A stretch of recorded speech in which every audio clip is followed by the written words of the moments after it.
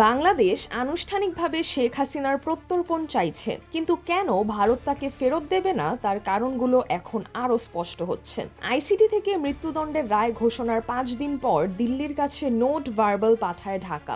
অভিযোগ, জুলাই আগস্টের আন্দোলন দমনে নির্দেশনা দিয়ে প্রায় 1400 মানুষের মৃত্যুর দায় আছে তার। কিন্তু ভারত আগের মতোই এবারও প্রত্যর্পণ প্রসঙ্গে নীরব। প্রথম নোট ভার্বালে কেবল গ্রহণের কথা জানিয়েছিল তারা, দ্বিতীয় অনুরোধেরও এখনো কোনো প্রতিক্রিয়া নেই। রায়টি লক্ষ্য করেছে এমন মন্তব্য ছাড়া দিল্লি আর কিছু বলেনি।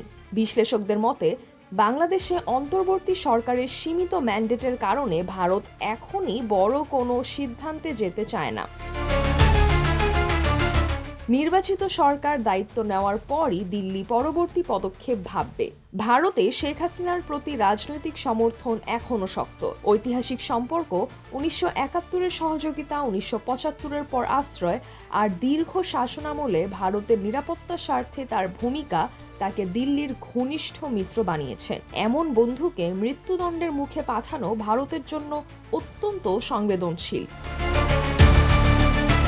2013 সালের প্রত্যর্পণ চুক্তি থাকলেও ভারত চাইলে রাজনৈতিক চরিত্রের অপরাধ ধারা ব্যবহার করতে পারে। শেখ হাসিনার বিরুদ্ধে অভিযোগ প্রমাণ করা কঠিন, এ যুক্তিও দিল্লি তুলতে পারে। আর যদি ভারত রাজি হয়ও, তখন ভারতের আদালতে দীর্ঘ শুনানি হবে, যেখানে শেখ হাসিনা আত্মপক্ষ সমর্থনের সুযোগ পাবেন। বাংলাদেশে ভারতের অর্থনৈতিক ও নিরাপত্তা স্বার্থ বড়। 2026 সালের নির্বাচন সামনে রেখে দিল্লি অত্যন্ত সতর্ক অবস্থান নিতে চাইছে।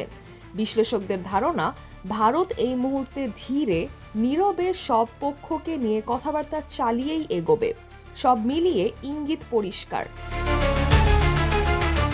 রাজনৈতিক, কূটনৈতিক ও আইনগত কারণে শেখ হাসিনাকে এখনই ফেরত পাঠানোর কোনো সম্ভাবনা দেখছে না ভারত। সিজরাতুল আভা, দৈনিক আমার বাংলাদেশ।